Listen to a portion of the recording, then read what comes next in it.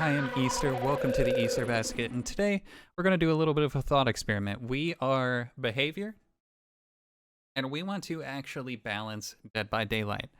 So we're going to look at the sort of tiers of what we have to look at to balance this game, if we wanted to balance it. And the first question is, can we balance it? And I'm going to start at the top. So I'm going to call this Tier 3. This is the game-wide sense of how we can balance things. And the first thing we're going to have to deal with are killers. And why do we have to deal with killers first? Because there is a huge breadth of killer strengths and what they're capable of doing. So on the one side, you have Nurse, you have Spirit, and you have killers that are the best killers. And why are they the best killers? They're the best killers because they can ignore everything that a survivor can possibly do if you play the killer properly.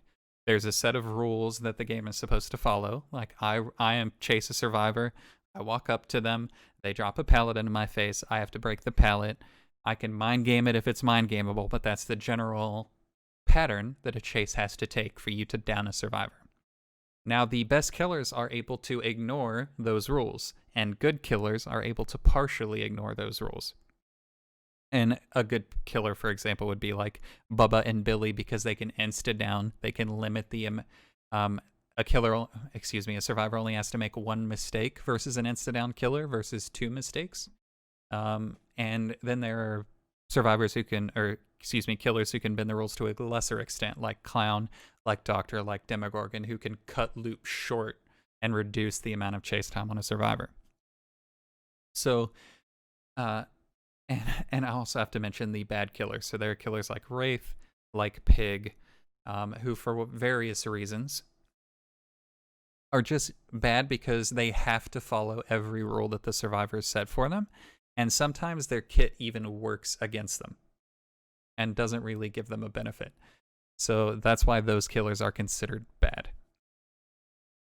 Now, with this breadth in mind, it's impossible for us to, as a company, to make sweeping changes to the game itself, whether that's to gen speed, whether that's to adding new phases to the game, adding new objectives. It's impossible for us to really do that and expect the game to, without expecting the game to turn into debauchery, right? Because if we tune it one direction, then the best killers become oppressive. And if we tune it the other direction, then killers become weak, where survivors are already sort of the power role if you're playing decently. So we have to be very limited within the changes that we make without making changes to killers first, and then we can make changes to everything else. So if we step down a tier, and we don't want to go for wide sweeping changes, we want to go for something more limited. Well, we can work with add-ons. Now, add-ons are very controversial, and I'll touch on offerings in this as well. But add-ons tend to be very controversial because you either don't notice them or they are utterly oppressive. So on the utterly oppressive, you have Plague's Black Incense, you have Iridescent Head on Huntress is the shining example of an unbalanced add-on. I would say old Crack Billy, which doesn't really apply anymore, was also very unbalanced add-ons because they stacked. So things like that make it difficult to keep a killer balanced because those add-ons exist. So what do? Well, you give add-ons that make previously very unrewarding killers fun to play against. So a killer like Deathslinger, for example, maybe he has an add-on that requires that he charge up his gun whenever he raises it, and then when he shoots, the survivor becomes downed even if they escape the chain and they're wounded. Give survivors the ability to dodge the chain, and give a little bit of a benefit to Deathslinger for making a gun-based outplay. Now, for Spirit, for example, what we would have to do as behavior is give survivors some sort of inclination that she is going into her spirit form. Now, if we do that, we also have to buff Spirit in some way that offsets that, because if a survivor knows that she is going into her spirit form, a survivor instantly knows how to juke. They know what to do. They know if to juke. and that removes a ton of mind gaming potential. The mind gaming potential goes from nothing on the survivor side to nothing on spirit side, so there's not a whole lot you can do about that. What other ones could we talk about? Demogorgon is kind of the poster boy for terrible add-ons because his best 2 add-ons are gray. And his, well, I should say best 3 add-ons are 2 grays and 1 yellow. And all of his other add-ons are absolute garbage because he leans kind of half into the stealth playstyle. So give him add-ons, make his iridescent add-on, allow him to play into his stealth playstyle. Make it so whenever he comes out, he is undetectable for 20 seconds and he no longer screams when going through portals, and it doesn't make the noise.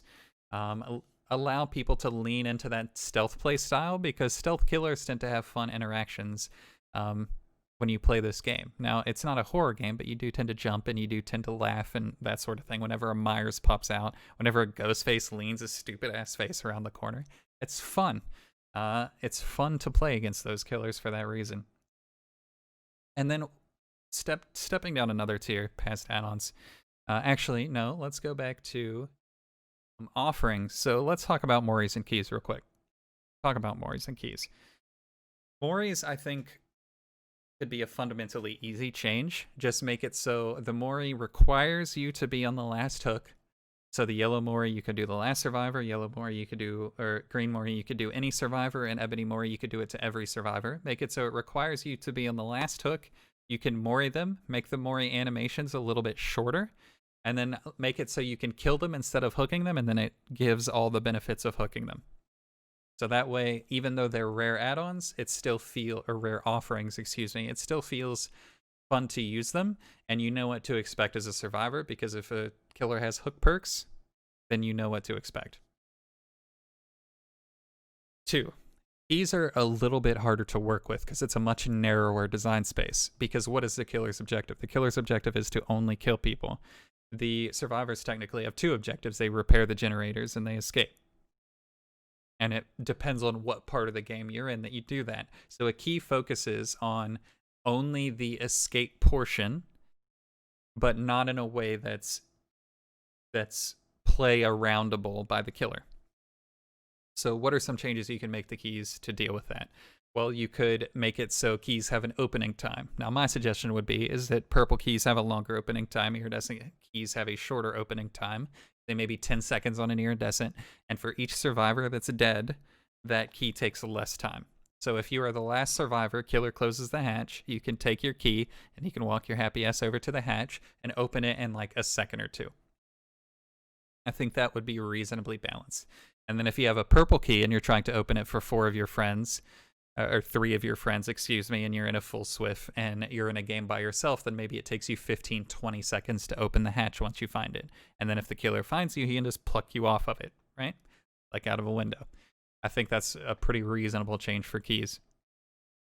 And then it just keeps the progress like a gate, and you can, the killer can tell if the key is stuck in there, make like a little key stick out, and then it gives you progress. I think that would be pretty reasonable. Toning down another tier, though. Let's talk about, I'm going to call this tier 1. This is the experiential tier. This is everything that as you're loading into a game, or as the map first shows up on the screen as you first start to play, what are things that make you feel good as a survivor and a killer, and what are things that make you feel bad? That is something that I personally like to focus on when I play games. I'm less mechanics focused, and I like to focus on things that make me feel good and things that make me feel bad. So what's the first thing you notice? You notice the map that you're playing on. And DBD has a very bad track record with licensed maps, because licensed maps are universally the most disliked maps, except for, I think, Ormond Monastery is the... or Ormond, whatever, monastery, whatever that is the sole exception to that. Maps like Haddonfield, like the new Midwich, like Badham Elementary, these are bad maps because they have long areas where nothing is going on that are dead zones, and then they have very condensed areas where if the survivors make it to that area, like the colloquial House of Pain on Bantam, then there's nothing that you can do about it. You pretty much just have to run to exhaustion, and if you're on a killer like Oni, that's what you have to do. Or you just leave them. And those are really your only two options if they approach those two structures. Now, it's very frustrating to deal with that. Ormond, another instance of map design being terrible, and this has been harped on to death by people way more intelligent than I am, and way more experienced at killer than I am, is map distance. So if I'm playing Clown, or if I'm playing Legion, and I'm on Red Forest or Ormond, and say I'm a new killer and I Bitter Murmur and somebody pops a gen and I see two survivors on the other side of the map, poor little rank 18 dweets running away from that completed gen, it's going to take me 45 seconds to walk to the other side of the map. And it takes 10 seconds for scratch marks to disappear. So if I walk to the other side of the map, that means there's functionally, depending on where they run and where the gen is, about 15 to 25 seconds of run distance that they can make without me seeing their scratch marks, because of the nature of the map and how vision lines work on Ormond. That's pretty butt if they're on the other side of it. So that's something else that makes you feel pretty terrible. As killers, where survivors can spawn are also a problem, because survivors can spawn, if you are unlucky as killer, in 4 separate locations. Now what'll happen is, what a survivor always does, especially if they're random, is they spawn into the game, they see a gen 2 feet away from them, and they hop on that gen. Well, if survivors spawn in 4 different locations and they all start working on 4 different gens, unless you are a god amongst killers, you're Billy or something, and you walk straight to a survivor and down them, you're going to have a very bad time. Because if that first person lasts more than like 40 or 50 seconds, they drop like 6 or 7 pallets, you're going to pop 3 gens right at the start of the match.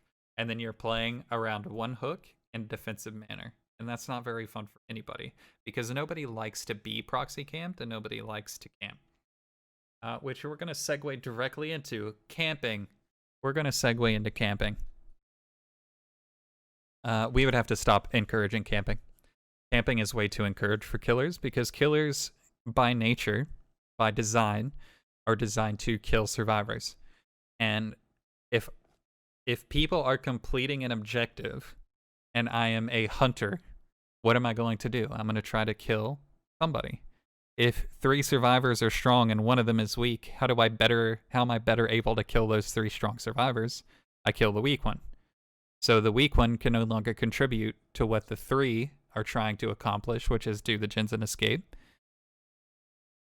So I force them to come for the unhook, to come do things, to come actually play and experience the game, and then I deny them that ability, because that's the best way to win. So we would have to change that on the experiential end as well. And on the other side, like once say we make all these killer changes and we make every killer balanced and fun to play, we would have to change the survivor side.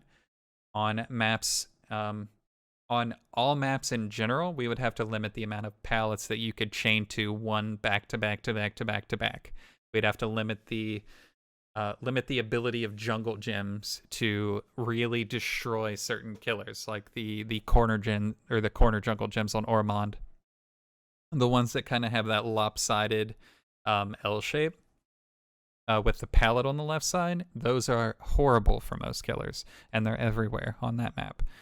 So we would have to limit the tiles and the spacing between the tiles on all those, compensate for abuse on the survivor side. So I think if we were to do all these things, pinch the killers more together so they're more killers are good and less killers are obnoxious, that would be step 1. And then we can go from there to, when redesigning the killers, we can redesign the add-ons to make the add-ons more reasonable. Or if the killer is already good, we can simply change their add-ons. I think Demogorgon is a prime example of that. Just changes add-ons, make some minor tweaks to the killer, and then you wouldn't have to do a full rework for a killer like Demogorgon.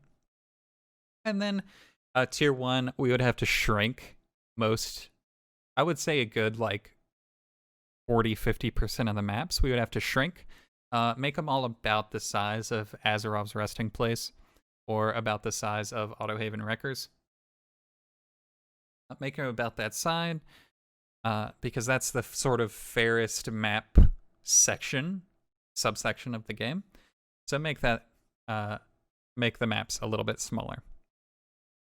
And then we, stepping down from there, we can work on the minor quality of life things that would make life better for killers and for survivors. So make flashlights a little bit more useful, I think. Make Moris and keys a little bit more, tone them down a little bit. Stuff like that would just make a world of difference. So if we step down through these three, I think it is possible to balance Dead by Daylight. Now, are they ever going to actually do this? Are Behavior actually ever going to actually do any of those things? I don't think so, because they can't really change licensed killers. And when they balance things, especially with add-ons, they tend to be sort of ham-handed with the way that they try to represent perks and abilities and all that sort of thing. So, can they do it? I think they can. Like, will they ever achieve utter balance? No. And there are ways to deal with that. But will they? I don't think so. And with that, that's all for me for today. I hope you guys have a good one, and I hope you learned something.